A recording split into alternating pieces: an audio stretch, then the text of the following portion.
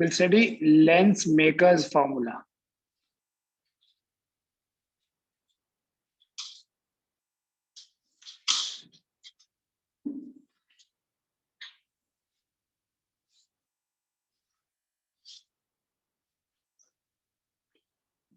ठीक है, जैसे हमने रिफ्लेक्शन जब देखा तो रिफ्लेक्शन में भी स्टडीड मिरर फॉर्मूला, फिर लेंस के भी स्टार्टिंग में हमने लेंस फॉर्मूला देखा है.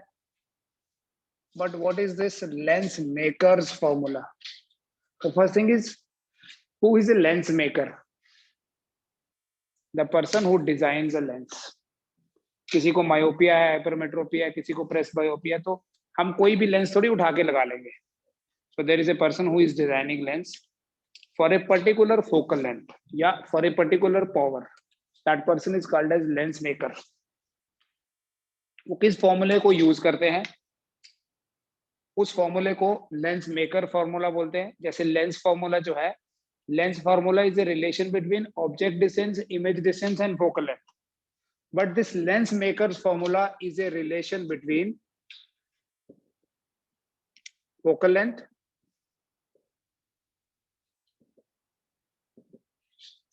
refractive index,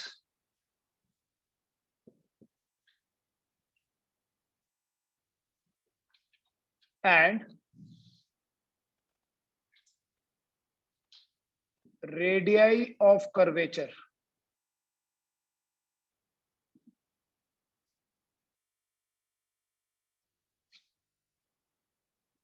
of a thin lens. आपको पता है बेटा, if we have a double convex or double concave lens, we have R1 and R2. So we have two radius. So that is why it is radii of curvature. Lens maker formula क्या है? It is a relation between focal length, refractive index and radii of curvature of a thin lens. चाहे concave lens हो, चाहे convex lens हो. ठीक है. और lens maker जो है, this formula is used by the lens maker. This formula is used by a lens maker to design a lens, of some particular focal length and of course particular power भी बोल सकते हैं. Reciprocal of focal length is power. ठीक है, वो हम देखेंगे next topic में. So that is why since it is used by the lens maker, इसलिए इसको लेंस मेकर्स फॉर्मूला बोलते हैं. बेटा इस फॉर्मूले को जब हम डिराइव करते हैं, we make use of certain assumptions derivation के लिए. ठीक है, you have to write everything.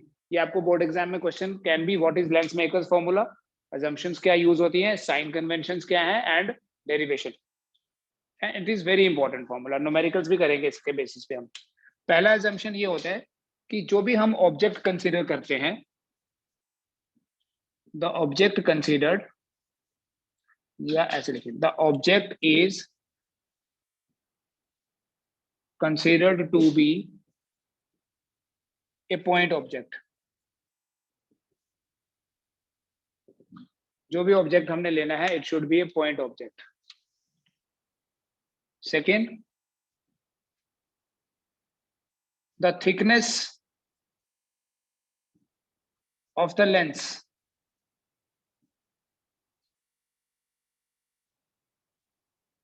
is negligible. Lens की थिकनेस को हम निग्लेक्ट करेंगे.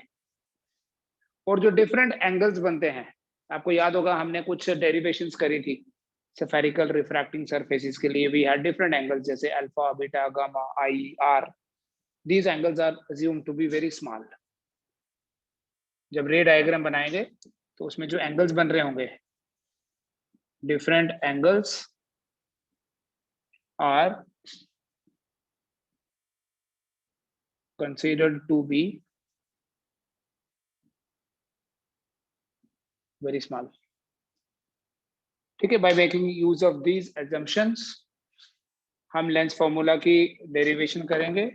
but of course there are certain sign conventions also. जब भी इस फॉर्मूले को डिराइव करेंगे will make use of certain sign conventions, और ये साइन कन्वेंशंस कैसे होंगे, जैसे हम पहले पढ़ चुके हैं, जैसे मिरर में भी होते थे। The only thing is mirror में पोल होता है हमारा रेफरेंस। अगर आपके पास एक कन्वेक्स लेंस होगा, उस कन्वेक्स लेंस का जो ऑप्टिकल सेंटर है, optical centre of the convex lens will act as the reference.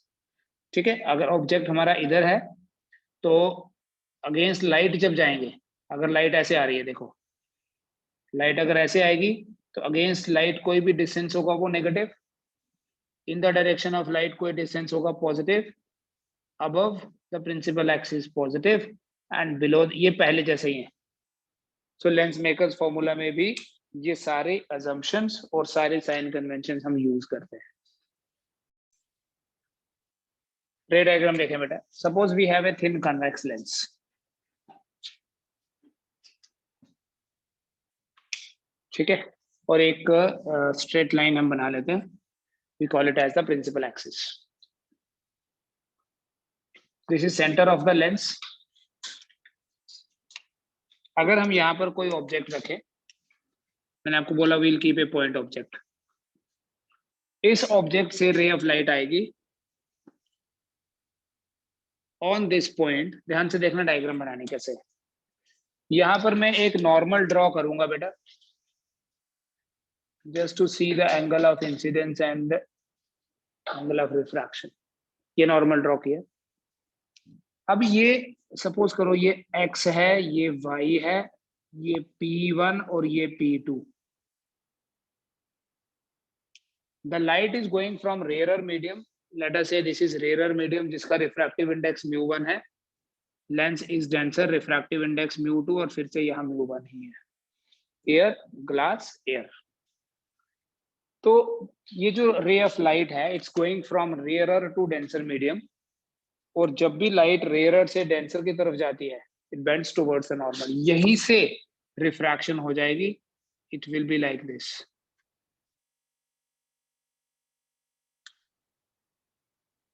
बेटा ये जो रे ऑफ लाइट है स्ट्रेट चली जाएगी अगर दूसरा वाला सरफेस नहीं होता तो, मतलब अगर ये कॉन्टिन्यूस सरफेस होता, आपको याद होगा हमने कन्वेक्स रिफ्रैक्टिंग सरफेस के लिए डेरिवेशन की थी, तो वो डायग्राम कंप्लीट की थी। ये एक तरफ इधर से जब लाइट आएगी तो कन्वेक्स रिफ्रैक्टिंग सरफेस के कारण ये रिफ्रैक्शन हुई, बट एक्चुअली सरफेस यहाँ कंटिन्यूस नहीं है, यहाँ फिर से चेंज हो गया मीडियम दो बार। Once the light is entering from air into the glass, medium change, refraction, फिर ग्लास से वापस एयर में आएगी, स्ट्रेट नहीं जा सकती, it will bend away from the normal, we draw in normal, और फाइनली लाइट ऐसे आएगी। This will be the final image formed here.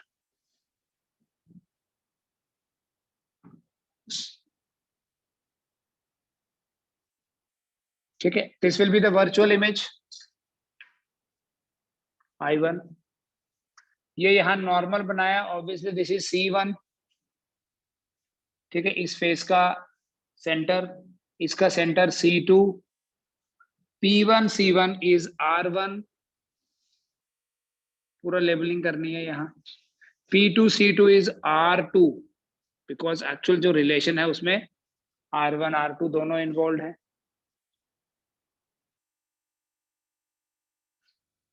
ठीक है, एक बार लाइट गई air to glass, bends towards the normal and then away from the normal. एक normal x1 x P1 y पे और एक नॉर्मल x P2 y पे। So the final image will be formed here. This will be I। Object से लेके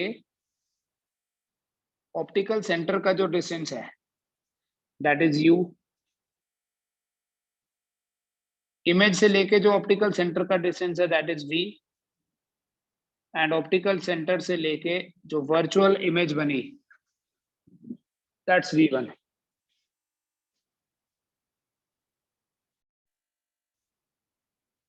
सो हमारा ये जो फेस x P1 y है, इसके लिए देखो,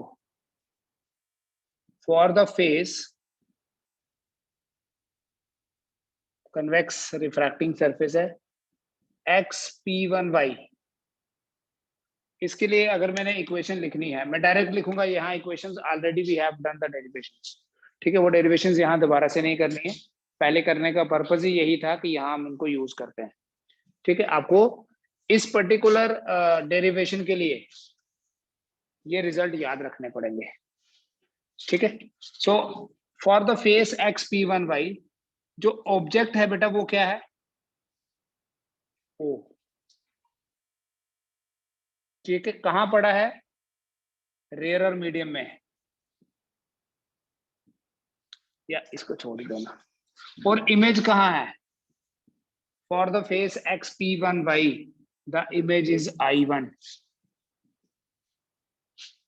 क्योंकि XP1y से तो लाइट I1 पे चली जा रही थी, बट सडनली XP2y दूसरा सरफेस आ गया तो वो रिफ्रैक्ट हो गई, ठीक है। जो I1 है it will act as virtual image for XP1y and virtual object for XP2y। जैसे आपको पहले भी बताया, देखो ये मिरर के केस में भी बताया था, ये मिरर के ऊपर जब एक कन्वर्जेंट बीम आती है तो जहां ये चली जानी थी वो पॉइंट जो है that will act as virtual object and this is the real image. ये कॉन्सेप्ट समझाया था कि प्लेन मिरर जो है वो रियल इमेज भी बनाता है। सो ये जो पॉइंट ये रियल है और ये वर्चुअल है। फिर इस फेस के लिए ये जो XP1y है इसके लिए we have an equation μ1 divided by P1O plus μ2 divided by P1I1 is equal to μ2 minus μ1 divided by P1C1। ये आपको याद रखनी है, ठीक है, उसी डेरिवेशन का ये आउटकम था। Since the lens is very thin,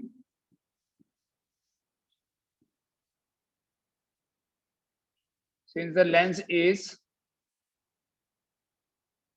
assumed to be very thin, therefore जो P1 वो O होगा that is approximately equal to CO. P1O will be CO. P1I1 CI1।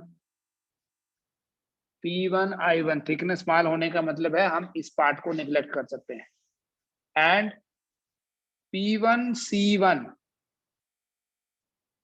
Is equal to CC1। So जब ये assumptions आप इसमें use करोगे then you will have the first equation as μ1 divided by CO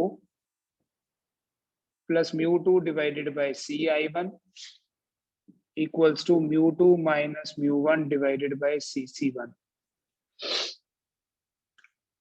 first equation आ गई। Similarly अगर हम second face ले लें XP2y, उसके लिए ऑब्जेक्ट जो है वो I1 होगा and it will B virtual object place in the denser medium, और इमेज जो है वो I होगी which will be real. So in that case जो इक्वेशन आपने देखी है पहले, दैट इक्वेशन इज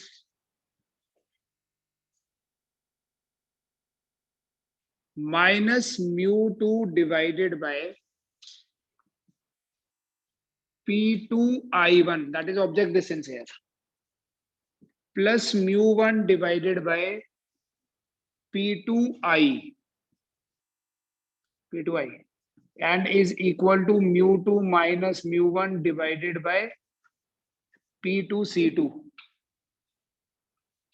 ठीक है, अगेन सेम assumption लगाएंगे तो ये इक्वेशन बन जाएगी μ2 negative divided by P2I1 that is CI1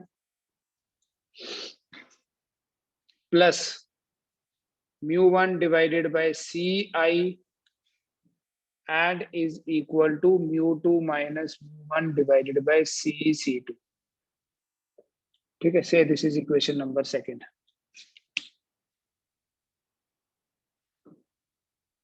दोनों इक्वेशंस को बेटा ऐड करो you will get another equation. ठीक है, ये दोनों इक्वेशंस आपको याद रखनी है, एक जो पहले लिखी थी और एक ये वाली जो है। आज तो डेरिवेशंस तो करिए, बट यहाँ डेरिवेशन करोगे then it will become very lengthy. For tan alpha, tan beta, tan gamma, i r, फिर 2 बार स्नेल्स लॉ लगाना है, so that will be very lengthy. तो अगर आप इन दोनों इक्वेशंस का एडिशन करें,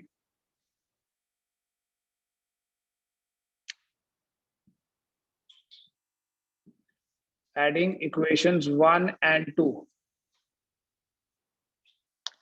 so you can see from these, ये इक्वेशंस आपके सामने पड़ी हैं। अगर आप दोनों इक्वेशंस का एडिशन करेंगे, देखो ये μ2c1 माइनस μ2c1, ये कैंसिल हो जाएगा, ci1। ठीक है, तो आपके पास रहेगा μ1 divided by ci plus μ1 divided by co equals to, इन दोनों को ऐड करोगे μ2 माइनस μ1 कॉमन आ जाएगा, और जब आप μ2 माइनस μ1 कॉमन ले लोगे तो क्या रहेगा आपके पास 1 by cc1 plus 1 by cc2।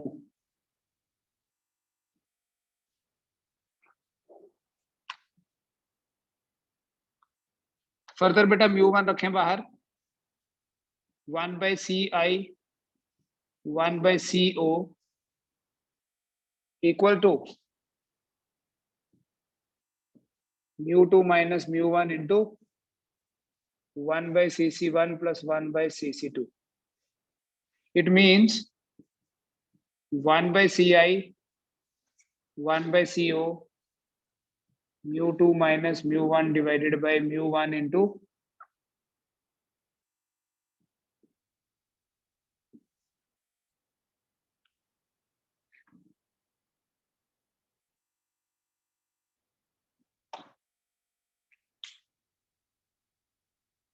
ठीक है।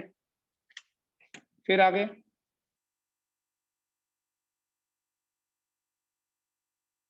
इसको पहले लिख लेते हैं, ऑब्जेक्ट वाला ना, वैसे भी इक्वेशन 1 पहले ही लिखनी चाहिए। It is equal to μ2 by μ1 minus 1 μ1 by μ1। देखो μ2 माइनस μ1 by μ1 है, it is μ2 by μ1 minus μ1 by μ1 into 1 by cc1 cc2। μ2 by μ1 को हम म्यू भी बोल सकते हैं, ठीक है, या μ2 by μ1 इज इक्वल टू μ2 उसी को हम बोलेंगे refractive index of denser medium with respect to the rarer medium. ठीक है, सो 2 और 1 छोड़ के सीधा म्यू ही लिख लेंगे। सो 1 by co 1 by ci will be equal to mu minus 1 into, यहां तक कर लीजिए पहले, फिर देखते हैं आगे।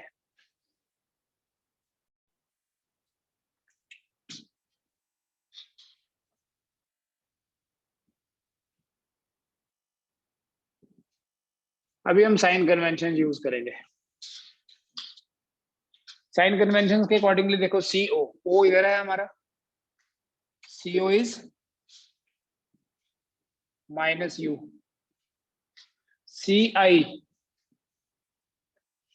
CI is plus V, CC1 is, देखो ये R1 and CC2 is minus R2।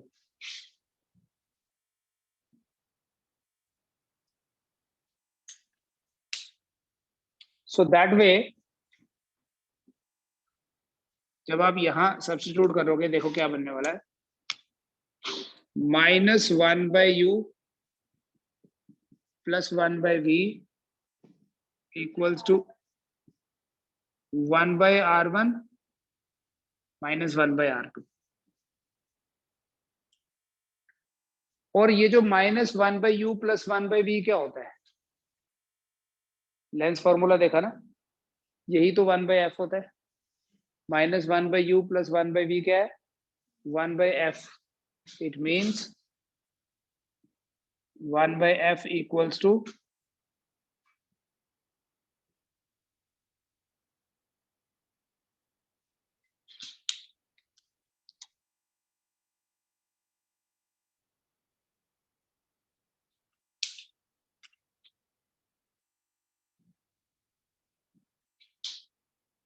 1 by f equals to mu minus 1 into 1 by r1 minus 1 by r2.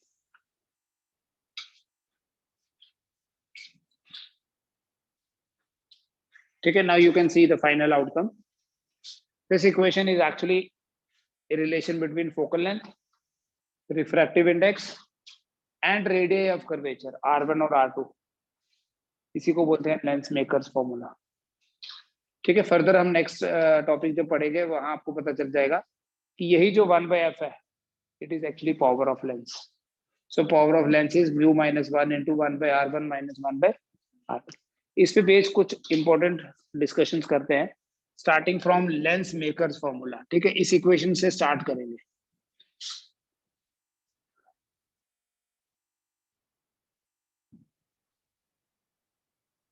क्या है बेटा इक्वेशन हमारे पास? 1 by f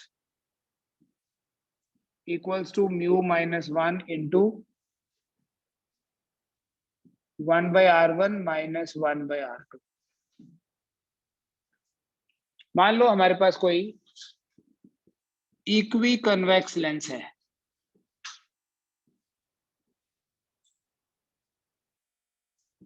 equi convex lens क्या होता है? कन्वेक्स तो है बट दोनों तरफ का रेडियस बराबर है. ये भी r और ये भी r. जब आपके पास एक इक्वी कन्वेक्स लेंस होगा, r1 को तो आपने r ही पुट करना है, r2 को माइनस r पुट करना, बिकॉज साइन कन्वेंशन के अकॉर्डिंगली. सो 1 by f क्या बन गया फिर? mu minus 1 1 by r minus 1 by minus r. So 1 by f is equal to mu minus 1 into ये ऐड हो गया तो क्या बनेगा? 2 by r. So equi convex lens की फोकल लेंथ बेटा डायरेक्टली भी याद रखोगे r divided by 2 times mu minus 1. अगर आपको याद होगा हमने जब मिरर की बात की थी, मिरर की फोकल लेंथ फाइंड करते हैं r/2 आया था सिर्फ. यहाँ म्यू भी आ रहा है. इसका मतलब ये हुआ कि जो मिरर की फोकल लेंथ है that is independent of the surrounding medium. Mirror को उठा के एयर से वाटर में ले जाओगे the focal length will remain same, लेकिन यहाँ चेंज हो जाएगा क्योंकि अभी अगर एक ग्लास लेंस को हमने एयर में रखा है, so this is refractive index of glass with respect to air. अब इसी लेंस को पानी में ले जाएंगे, this mu will change. It will become refractive index of glass with respect to the water surrounding medium. So surrounding medium change होने से focal length change हो जाती है. ठीक है, मतलब किसी भी लेंस की जो नेचर है, फोकल लेंथ भी और नेचर भी. नेचर आपने देखा कि सराउंडिंग मीडियम अगर ज्यादा डेंसर होगा तो कन्वेक्स दिखने वाला कनकेव हो जाता है, बट उसकी फोकल लेंथ भी मीडियम पे डिपेंड करती है. In addition to r, radius पे तो करती है, रेडियस पे तो मिरर की भी करती है, but most of the time हम ना लेंस को चेंज नहीं करते, तो उसका आर सेम ही रहता है.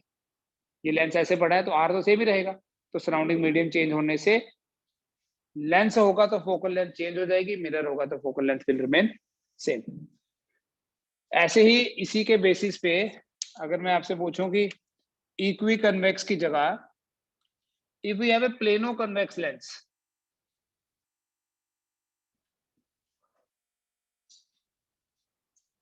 कैसे बनेगा? Will cut it from here like this. ये हो जाएगा प्लेनो कन्वेक्स लेंस जिसकी एक साइड कन्वेक्स और एक साइड प्लेन है. इस केस में आप R1 को तो R पुट करोगे, प्लेनो कन्वेक्स लेंस में R1 को R और R2 को इन्फिनिटी पुट करना पड़ेगा, बिकॉज स्ट्रेट लाइन जब भी होगी तो उसका कर्व, उसका सर्कल बहुत बड़ा होगा. ठीक है, ये तो स्ट्रेट लाइन नहीं ना है, इतना सा पार्ट भी कर्व्ड है, बट अगर आप इसको थोड़ा और बड़ा ले लोगे तो this will be assumed as a straight line. ठीक है, लेकिन अगर बिल्कुल ही स्ट्रेट है तो इसका मतलब सर्कल जो है वो बहुत बड़ा है, तो उसका रेडियस को इनफिनिट ले लेंगे. तो इसकी फोकल लेंथ को अगर मैं f डैश बोलूं, then I will say 1 by f dash equal to mu minus 1 into 1/r minus 1/infinity 1/f dash equal to mu minus 1/r, क्योंकि 1/infinity 0 होता है. So what is f dash? r over mu minus 1.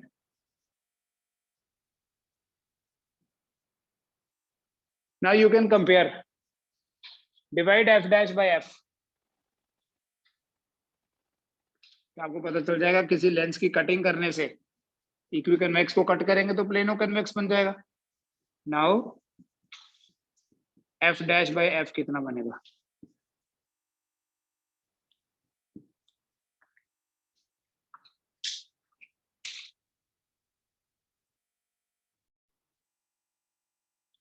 f dash by f will be equal to 2, which means that f dash is twice f.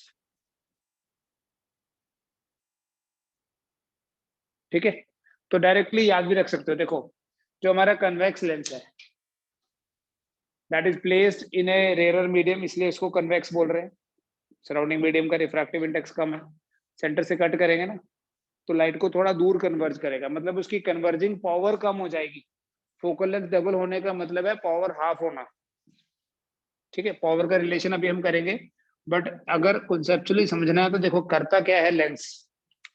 Lens या तो light को converge करता है या diverge करता है. तो अगर हम कन्वेक्स लेंस ले रहे हैं, सपोज करो ये इक्वी कन्वेक्स ही है, एक पैरेलल बीम ऑफ लाइट आएगी इधर से भी और फिर इधर से भी दोबारा, ये और ये. बट अगर एक साइड प्लेन होगी तो प्लेन साइड तो कन्वर्ज करती नहीं है. Now what will happen? इसकी कन्वर्जेंस, ये फोकल लेंथ अगर f है तो converging power will decrease, focal length will increase. This f dash will be double of this f.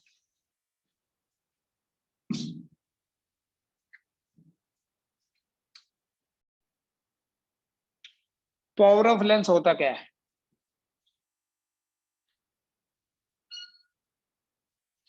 It is the converging or diverging capacity of a lens. It is the converging or diverging capability of a lens.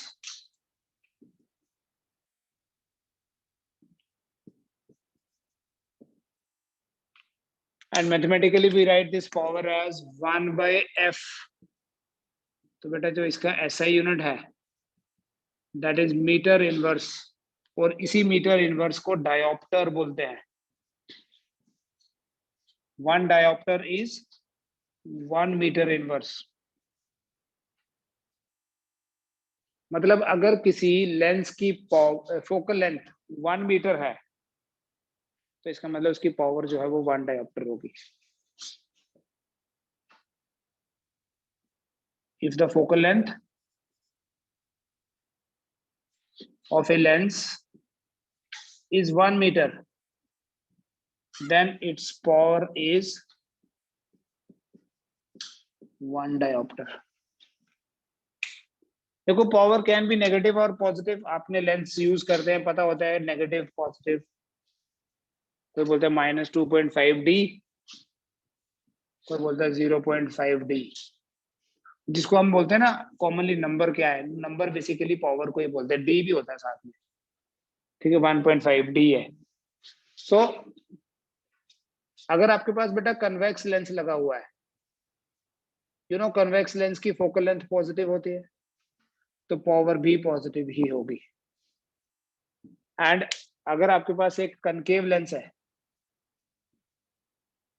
Concave lens की focal length negative है, so power is also negative. ठीक है, तो power से हमें पता चल जाएगा nature of the lens.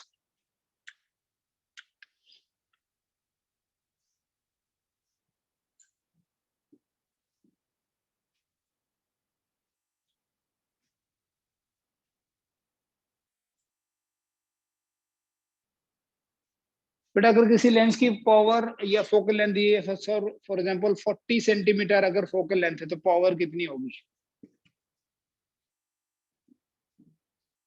Focal length 40 centimetre है। जब भी पावर कैलकुलेट करनी है ना, तो इस फोकल लेंथ को मीटर में चेंज करना पहले। So it is 40 by 100 metre. तो power will be equal to 1/f, वो आ जाएगा 100/40 डायोप्टर लिख दो सीधा, क्योंकि मीटर इनवर्स को डायोप्टर बोलते हैं, सेंटीमीटर इनवर्स को डायोप्टर नहीं बोलेंगे। सो दिस विल बी 2.5 10/4 या 2.5 डायोप्टर। पॉजिटिव आ रहा है, पॉजिटिव था तो पॉजिटिव ही आएगा। So obviously this must be a convex lens. तो पावर का एक्सप्रेशन देखो, जो हमारा लेंस मेकर्स फॉर्मूला है वही पावर का एक्सप्रेशन भी है। लेंस मेकर्स फॉर्मूला क्या है? 1/f equal to mu minus 1 into 1/r1। तो इसी 1/f को p बोल दो।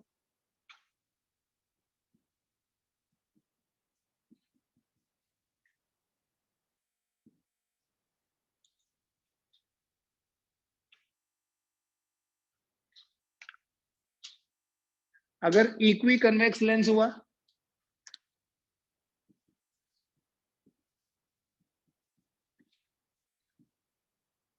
R1 को R, R2 को minus R, so that will become mu minus 1 into 2/r।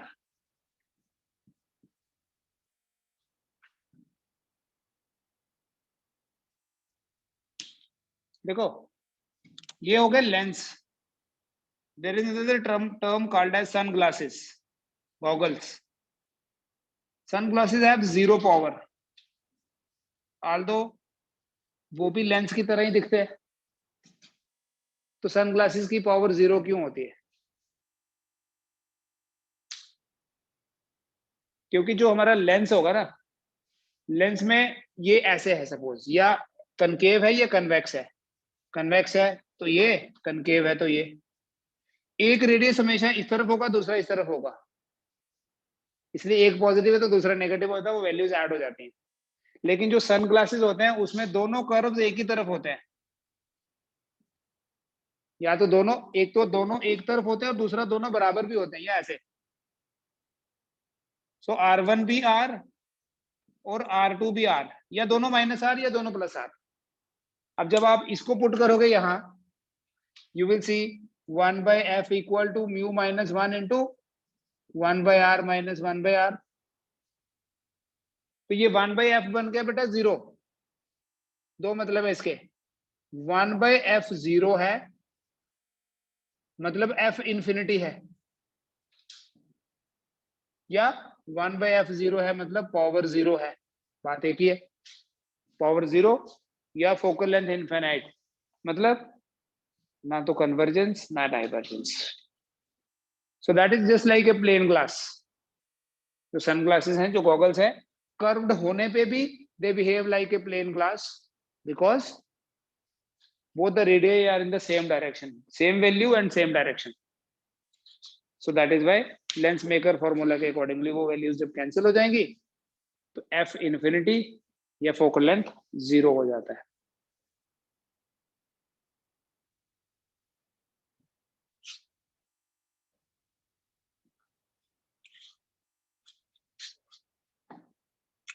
एक क्वेश्चन है बेटा, an equiconvex lens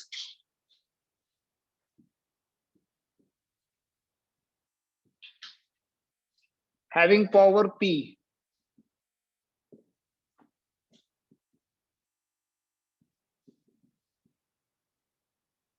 is taken from air into water.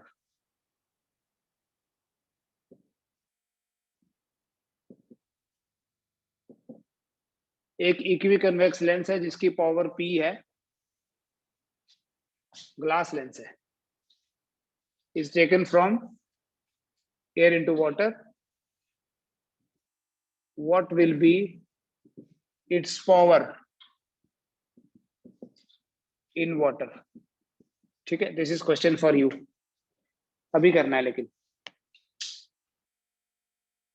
पानी में उस लेंस की पावर कितनी हो जाएगी, एयर में P थी, ठीक है, what will be it's focal length in water, find करें एंड मुझे आंसर बताओ कितना आता है।